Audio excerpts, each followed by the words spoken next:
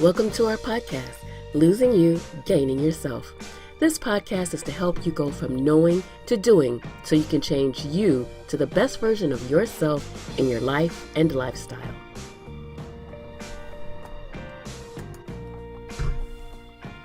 In our first series, I will be interviewing people that have changed their physical lifestyle. Most of these people have lost at the very least 30 pounds, and they've kept it off for over a year. The real story of their success is the changes in their lifestyle that were made. Tangia Estrada is my first guest. Tangia has lost 150 pounds and has kept it off for over 2 years. She owns her own company called Hello Gorgeous Fitness and can be found at hellogorgeousfitness.com. Her story is awesome because her decision to change herself physically changed every aspect of her life and the relationships of everyone in her life. So please, grab your favorite beverage and get comfortable as Tangia tells us her story of how her loss gave her lifelong gain. Hi, Tangia. Thank you so much for coming to the show. Welcome. Thanks for having me. I'm happy to be here. Awesome. Well, as you know, I'm doing this lovely series on making those changes, those lifestyle changes where you stop doing things that haven't worked and you're starting to do things that have worked. And you have an amazing story, and I thought a lot of our viewers could really benefit from some of the things that you talk about on your journey and how you got to the point where you've lost a bit of weight and been able to keep it off, and the changes that you made. So let's start off with that. Where were you around your top weight? How much have you lost, and how long have you lost it? Sure. So I actually couldn't tell you exactly what my highest weight was because at that point in my life, stepping on a scale was completely out of the question. Okay. It's just not something that I had the guts to do because I knew it wasn't going to be a good situation. My best guess is I was probably at my highest, probably around 250, 255. Okay. But when I actually started to track where I was, I had lost a little bit of weight and I was about 240 when I actually finally made a decision that I was going to change my life. Gotcha. And so from I lost in the first 6 months that I started 70 pounds, and then I lost an additional probably 20 since then, and it's kept it all off. That's awesome. Yeah, that's a big loss. And you said, how long has it been you kept that off? It's been about 4 years now. That's beautiful. 4 years. That's awesome. Yeah. So let's talk a little bit about your childhood and your relationship with food back then.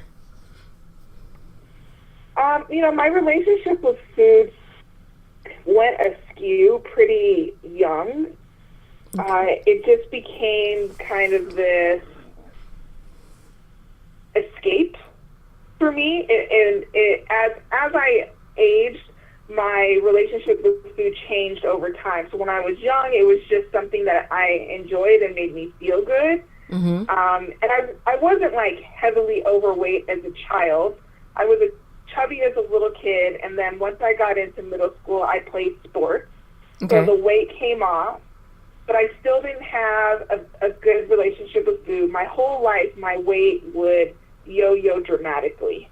So when I would be during the season, conditioning would happen for whatever sport I was playing, and I would lose a lot of weight, and I would be in pretty good, level of fitness throughout the sport season, and then sports would stop for the summer or whatever it was, and then I would gain a bunch of weight, and then school would come back in, and I would get into a sport, and I would lose weight. I yo-yoed most of my life. Okay. Because number one, I didn't understand my relationship with food, and I used it pretty early on as a way to make myself feel better about things. Okay. So now you said like you were a kid kind of like chubby. When did you first like notice it where you as a kid where you thought maybe there was a change you needed to make, like your first dieting? I put myself on my first diet when I was about 10 years old. Okay, wow, that is And it early. wasn't so, yeah, it was young. It wasn't something that came from my family. Like, I didn't have people that were like, oh, you need to lose weight or anything like that. I was a very active child. I'm not 100% sure where I got the idea that I needed to do that.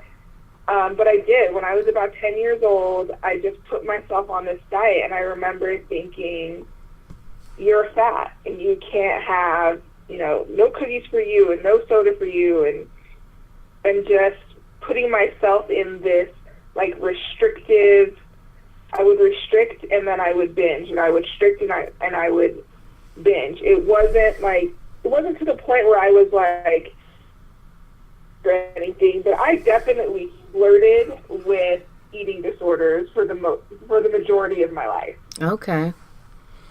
Wow. So yeah, that's incredible. A lot of that's an issue, especially nowadays with youth, because so many of our youth are overweight, and that whole image conscious thing, and it is something that's starting younger. So you were kind of like ahead on that. But you went on to go ahead and diet and exercise. School helped you a lot with, you know, the athletics. But what happened when you got to college?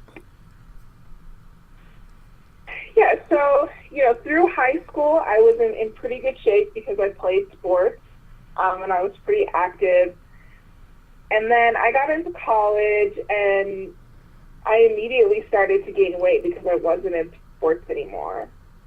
Okay. And so through college, 4 years of college, it wasn't just a freshman 15 for me. It was like, I think every year I put on 15 more pounds.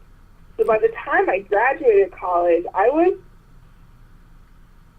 pretty overweight. Wow. Yeah. And then I went into graduate school, and I was like, okay, I'm going to lose the weight. But I still didn't at that point understand where this all was stemming from, and I didn't understand what I needed. I didn't understand the relationship with myself quite clearly enough to get myself out of the yo-yo dieting cycle. So when I first started graduate school, I lost about 25 pounds. But I did it in a really unhealthy way. And when you do it that way, you can't keep it off. Right. So through graduate school, I continued to yo-yo. It was like this: lose 30 pounds, gain 30 pounds. Lose 30 pounds, gain 30 pounds. Just this constant thing. Right. And then I graduated from my master's degree program, and my weight just kind of sat there for a while. I've lost some pretty good weight right for graduation, and then right after graduation, I gained back the 30 pounds. So I was probably sitting at around 240 at that point. Okay. And I was there for probably a couple of years. And then I just at a certain point, like, threw up my hands and gave up. Wow. And I was like, I'm done with this. Like, this is just what my life is going to be like, and I'm just going to be fat and happy, and I'm just going to make fat work for me. Right. I understand And that. So, yeah. I had gotten. Yeah. So I'm sorry. Go ahead. I just kind of like went on this mission to be like fat and fabulous, and make it look good and make it seem like I didn't care, when deep down that wasn't the truth. I truly wasn't happy. I had just created a facade around myself so that outwardly it appeared that everything was great, when in reality it wasn't. Right. Now, you talked about the yo-yo dieting. Tell me a little bit about the different diets that you have tried. Oh, God. If there was a commercial for it, I did it. And all of them. There's so many I can't even tell you. And then when I felt like that wasn't working, I would create these diets for myself that some of them were just flat out dangerous. Like, I've done any diet pill that's on the market, I've probably taken it. I would create these ridiculous diets. One time I did this chicken broth diet that I completely invented on my own that is completely dangerous. Wow. And now as a health coach and personal trainer, I would be really angry with anybody that did this to themselves. But I basically I made a chicken broth out of those chicken bouillon cubes. Uh-huh. Not the real ones, like the hard, fake ones that you buy off the shelf. That's really all salt? It's really all salt. Yeah, I used those, and I made this broth that was just water and the dissolved bouillon cubes, and that was it. And I made a big pot of that, and that was all I would allow myself to eat. And so I would get up in the morning and have a bowl of broth, and then I would take a bowl of broth with me to work, and then after work, I would go and I would do cardio for, 30 minutes or 45 minutes, as intense as I could possibly handle. And then by like the third or fourth day, I was walking around absolutely delirious. Like I was going to pass out. I can imagine. These were the kinds of things that I did to myself. Wow. Yeah, I don't know how you came up with that thought that was a good idea. But we get desperate and we do what we think we need to do. It's desperation. You get to a point where you'll just do anything, and it's like this overwhelming feeling and this feeling of being a failure where you feel like you've tried everything. And the reality is that I had tried everything except doing the right thing. Okay. Now, when you were doing those diets, were you researching at all what the right thing was? No. I mean, I had been an athlete most of my life, so I knew enough to know that those weren't the right things. Gotcha. But I had this connection with my body and I think I was also to some extent really caught up in this fast food lifestyle that we have. Right. This, like, just instantaneous gratification, and believing the commercials, believing the hype, that if you just do this thing for 28 days, it's going to solve your problem. If you just take this pill, it's going to solve your problem. And none of those things are true. Right. And it wasn't until I had just stripped down and was just so tired and sick of myself, really, sick of trying something and failing, sick of doing something and not following it all the way through the end. It wasn't until I really got to the end of my rope that it was either like, hey, I'm going to do this thing and be done with it, or I'm not. Mm-hmm. It wasn't until I really made that choice to be 100% committed. It wasn't until then that everything started to change. Okay. So when you got to that point, that turning point, where were you in your life and, in your family, in your life, emotionally? Where were you at? What time period in your life were you?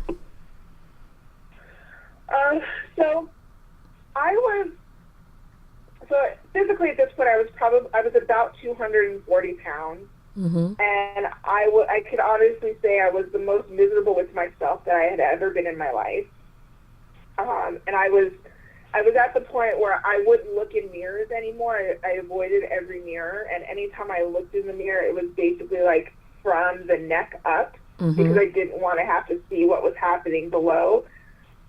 And things were fine. My life was good, but in hindsight, I realized that I had started to make transitions in other areas of my life. I had started to transition my career. I had been in politics and public policy for the majority of my career. That's what I went to college for. That's what I went to graduate school for.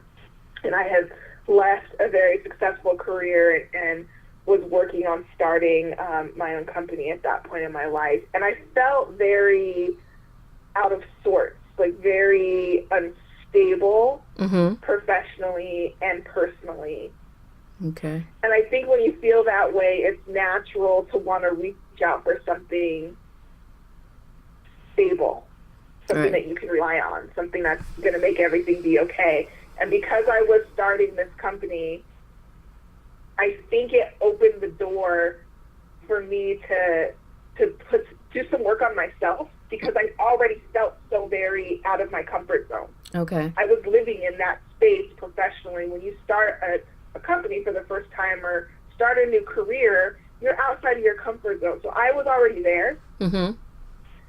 And so my brothers have been competing in bodybuilding for several years, and they do really well. And, you know, I had been going to their shows for years and sitting in the back of the room and feeling embarrassed because I was like the heaviest woman in the room most of the time, and there's all these incredible fit people walking around. Right. And I had wanted to do that. I had always wanted to do that, and I never had the courage to really try to get back to being an athlete again, to really experience athleticism as an adult. I definitely didn't have the guts to compete in fitness at all, but I always wanted to.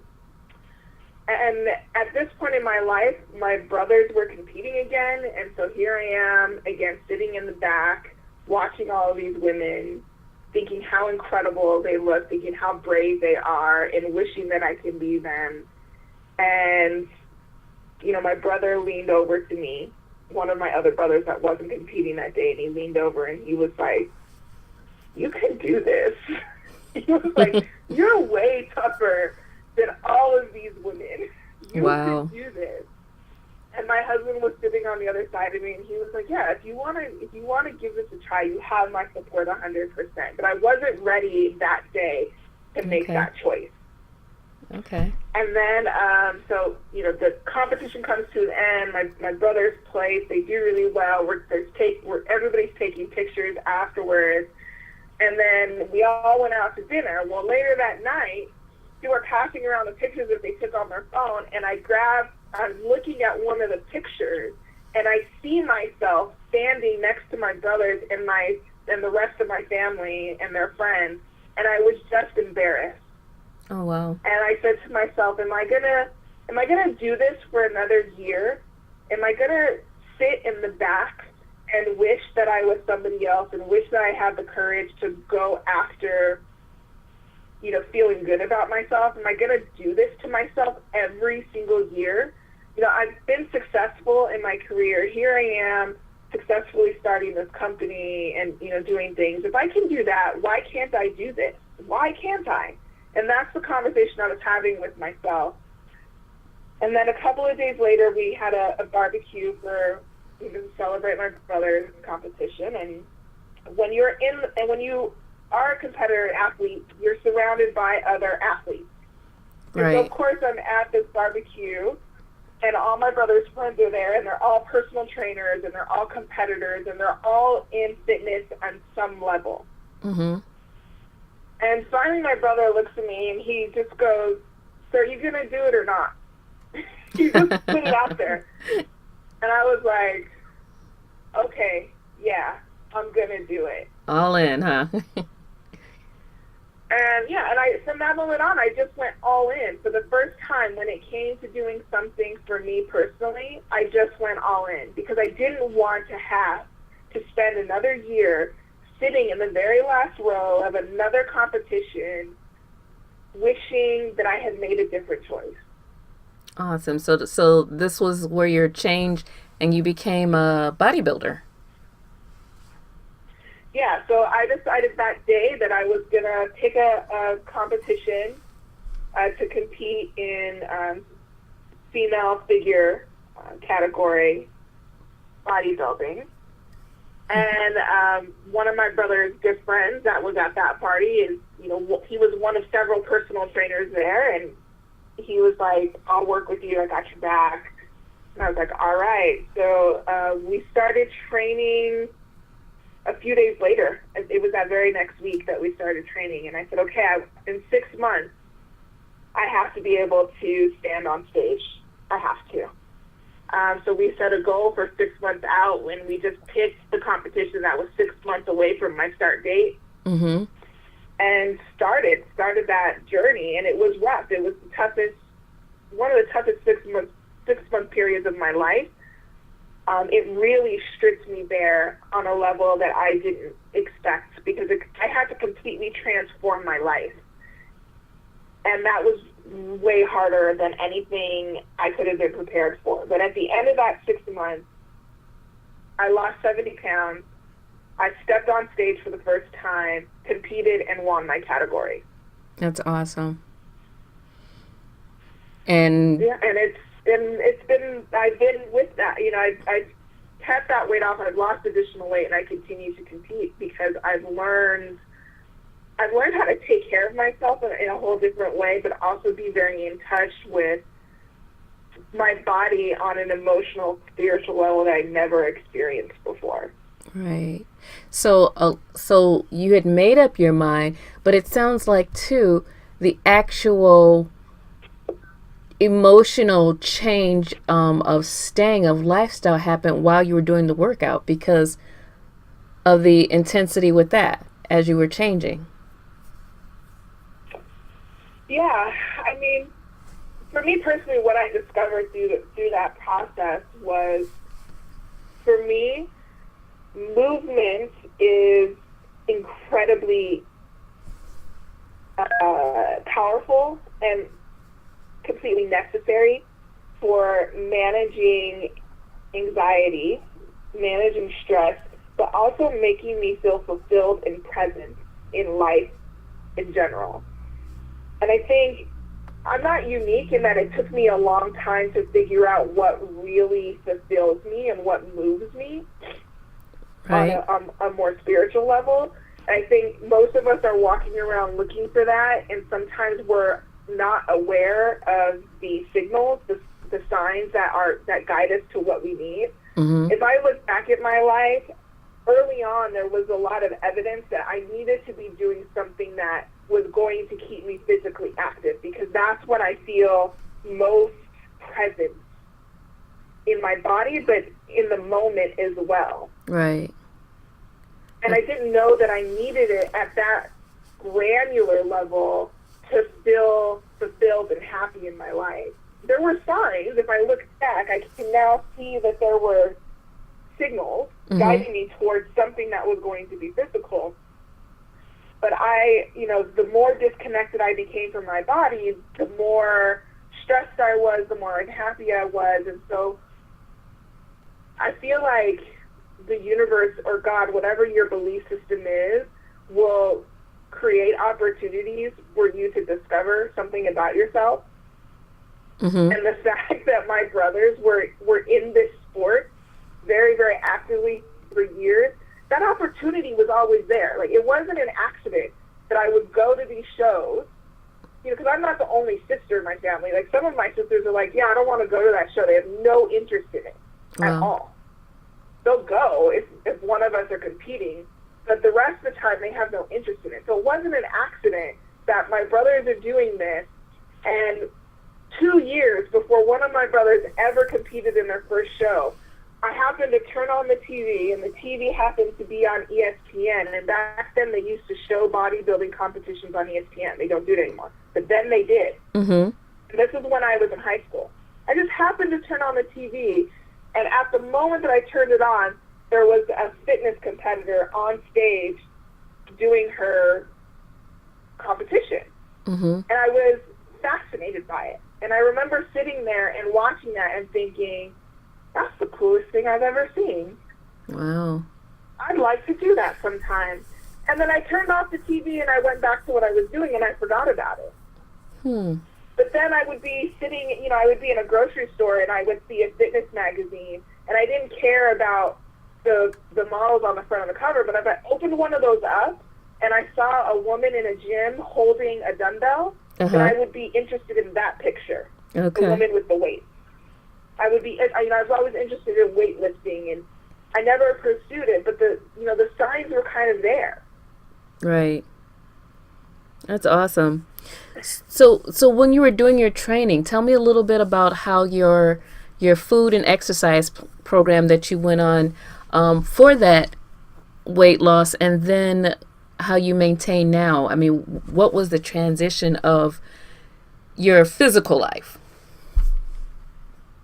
Well, I would say if we talk about just nutrition, I went cold turkey from everything that I was eating before to a completely clean meal plan, a very regimented approach to nutrition. And prior to that, I was one of those people that I didn't eat regularly. Mm-hmm. And, it had the effect of really wrecking my metabolism because I was already yo-yo dieting, but I was also so disconnected that I didn't know when I was actually hungry. Okay. So I would go long periods of time without eating anything at all just because I didn't feel that hungry. And then when I thought I was hungry, I would eat an excessive amount of food. And it wasn't like I was standing, in my kitchen and just shoving food down my throat, but I would go out to eat a lot. I ate out to eat probably 4 or 5 days out of the week we would eat out. Mm-hmm. And when you go out to a restaurant, you get a big serving of food. That's true. And I would eat it all. Yep, been there. So in one meal, I was probably getting enough calories for 2 days. But I didn't have enough of a connection of my body to really understand when I was truly hungry versus when I was thirsty versus when I was tired and stressed out versus, whatever. So when I started training, immediately my brother and my trainer put me on a very strict meal plan where I was eating 5 meals a day. There was no processed food in my meal plan at all. It was all water and teas that I was drinking. I went from drinking almost no water throughout the day to drinking a gallon of water a day. And it was this really crazy transition, but I like to say that I was overfed and undernourished. Right. And within the first 2 weeks of getting on this meal plan and completely cleaning it up, it was like my body just reacted to it. It was like it grabbed onto and was like, yes, this, you just keep doing this. And I could feel this change happening right away where all of a sudden I didn't feel like crap all the time. I started to actually experience hunger. Mm-hmm. And that wasn't something I had really experienced in a long time. I started to actually experience thirst and be able to learn when my body was thirsty, what that actually felt like. Mm-hmm. Because prior to that, I was walking through life so disconnected from that stuff. I didn't know, I was eating because I was supposed to eat, because we were at a restaurant and it was time to eat. There wasn't really a true connection of oh, I'm hungry now. Right. So what do you eat now? The sugar craving started to go away. I continue to eat very clean. So I eat about probably 70-80% of everything I eat is organic. I eat almost no dairy. I eat Greek yogurt. Occasionally I'll have some natural cheese. That's about it, because I learned through this process that I don't do well with a lot of dairy in my diet. Okay. I eat a lot of fresh greens, a lot of vegetables in my diet, a lot of sweet potatoes and lean meats, so turkeys, chicken breasts.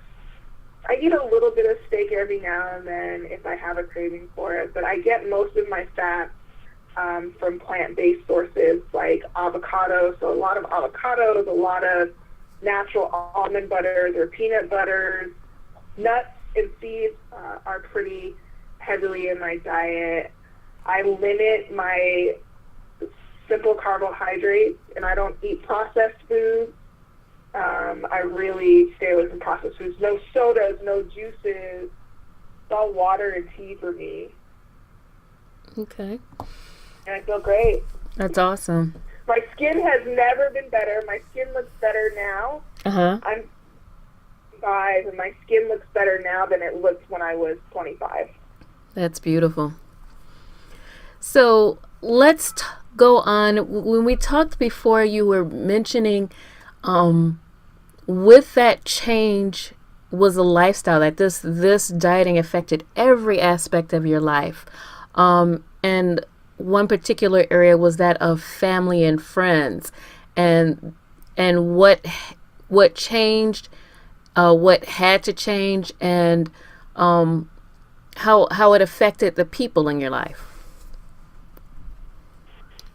Yeah, I mean, some of my friendships didn't make it through the transition, and that's okay. Mm-hmm. I think what I had to learn about relationships is that not all relationships are meant to last forever. Some of them are limited, and that's okay. You know, people will cross into your life, and they may be there for a time, but when they're gone, that's okay. Like, everybody has their own journey in life, and your journeys aren't always going to stay together. Right. Sometimes they're going to take you in different directions. And when I went through this transition, it took my life in a completely different direction. Because prior to this, I was in public policy and politics, and even starting my company, I was staying in that realm. After this, I left that career completely, went out and got certified and you know, learned a bunch of stuff, and now I run my own business as a health coach and personal trainer. Okay. Worlds apart. Yeah, definitely. The transition for me happened very quickly. You know, that was 6 months.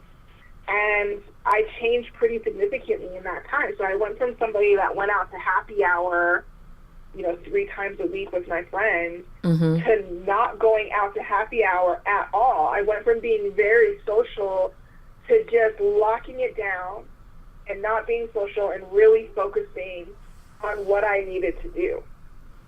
And, you know, I was in the gym twice a day. I would go shopping every week so I could prepare for the next week. I just didn't have the time to be social because I was focused. I was too focused on something else. And so friendships suffer. A lot of people don't understand when you're changing, why you're changing. Mm-hmm. You know, they're like, what happened to Tangia that would come out to Tequila Thursdays with us? And that was a real thing in my life. Like, Tequila Thursdays, I knew all the good tequila bars in my town, and we would go there, and we would get blitzed on a Thursday night. We had some good times, but, you know, that kind of activity didn't fit in my new life. Exactly. I couldn't do that activity and try to reach this goal. So it had to go away. Right. And so my friends weren't seeing me very often, and when they did see me and I would go out with them, I was much more subdued than before. I naturally I'm a loud person, and I'm and bold, but when there's not alcohol in me, I'm not outrageous. Gotcha. So, you know, the outrageous part of my personality kind of went away, and so I would still want to go out and hang out with them, but I wouldn't drink. Mm-hmm. And I wasn't eating anything on the menu. In fact, at that time, I would bring food with me and sit down, and I would open up my Tupperware and be eating at the table, and they didn't get it. They would be like, what the hell are you doing? Can't imagine that went over well. Yeah, I mean, they just couldn't get behind it. And some friends were like, okay, you're doing this new thing. Sure. Okay, fine. And other friends just were like completely appalled by it. They couldn't tolerate it. And, you know, that's about them. When you're going through any kind of transition in your life, when you're doing something that you know in your heart, like down to your soul, is the right thing for you to do, and other people are appalled by it, that is about them. Right. You're doing something that has sparked something in them that they don't like about themselves in their life. And so it was tough for me because some of these were friends that I wanted to stay friends with, and I was just like, I felt like I was doing everything I could to get their support, and they just wouldn't support me. Mm. And I realized, you know, once I let those relationships go, I realized that was okay. That our relationship not all relationships are intended to last the entire span of your life. Sometimes they come to a close. It doesn't have to be anybody's fault. It doesn't have to be overly dramatic. Sometimes it just is. My path changed direction. And those people were not going in that direction, so we couldn't continue together anymore. And that was that. Mm-hmm.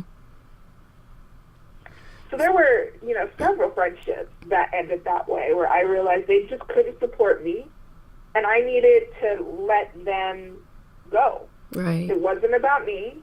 That's about them. I need to do me right now. I need to do what I know in my heart is the right thing for me to do, and so I'm going to go do that. Right. So now what about your husband? Because I'm sure that your dieting plan changed how you cooked maybe for him, or maybe, that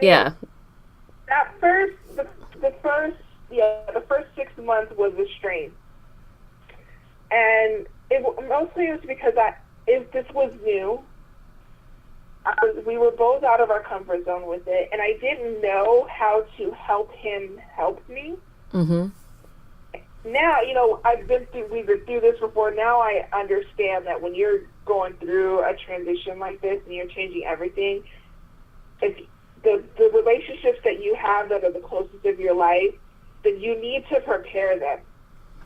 And I didn't do that. I didn't know that I needed to do that. I didn't know that I needed to have a conversation with my husband and say, this is really important to me because, and this is what I'm going to be doing, and this is the way that you can support me. Because when you start to change everything, the people that are around you that want to support you, they're not going to know how to support you. Mm-hmm. You got to tell them. And you have to give them the opportunity to do that. Otherwise, they're just kind of feeling left out in the cold, like they want to help, but they don't know how to help, and it's all very confusing and frustrating for everyone. And I didn't have any conversation like that. I just kind of went full steam ahead and was like, keep up. And so we went from like having beer and hot wings, during a football game to like, I'm not eating any of that. I don't drink now. I'm having water and I'm gonna, grill some chicken breast. That's it. And I didn't know how to, like, I didn't have the self-control at that point to be able to cook something for him that he found enjoyable and not indulge in that. Now I can totally do it. It's not an issue for me. Mm-hmm. But what I should have done is I should have just said to him, this is really hard for me. I can't make hot wings for you. Can you either go buy hot wings or can you learn to make them yourself? And I'm just not going to do that right now. Like, this is temporary. So we didn't know how to be prepared for this. Mm-hmm. And so we just fumbled through it, and it created a strain because I went from, coming home and making dinner at night to leaving work and going to the gym and getting home hours after he was already home. Mm-hmm. And so he had to fend for himself. And, on the weekends, instead of going to a sports bar and watching sports and eating nachos and hot wings and drinking beer, I wasn't doing that anymore. Right. So what activities No. What activities are you guys doing now since what was centered around food and sports isn't happening? Well, we still go out and enjoy sports a lot. We go to our friend's house and watch, games or whatever's on, and that's fine. It's just that now I understand what I need to do to prepare to get there, and he's used to me not eating hot wings and nachos. It's not an issue now. He knows that I'm not going to eat the hot wings and nachos. Right. He knows not to say, do you want a piece of pizza? He knows not to say, do you want a beer? If I decide that day that I'm going to have a beer, then I'll just order a beer and I'll have one, and then I'm done with it, and I'm fine. Mm-hmm. We understand now, but in the beginning it was really hard, and I had to find new ways for us to connect over things that we both enjoy and not have it be about food and alcohol. Right. That's awesome. So that was a lot. Go ahead. Yeah, I was just going to say, it helps him clean up his habits a little bit as well. So he's definitely much more loose and free with what he eats, and that's fine with me. Because one of the things that I had to learn is that food doesn't have to control me. It's all just a choice. Mm-hmm. And I can make a different choice. And, what I choose to eat is nobody's business, really. and only I have control over what I put in my mouth. And so I'm 100% responsible for myself if I'm putting things into my body that don't make me feel good.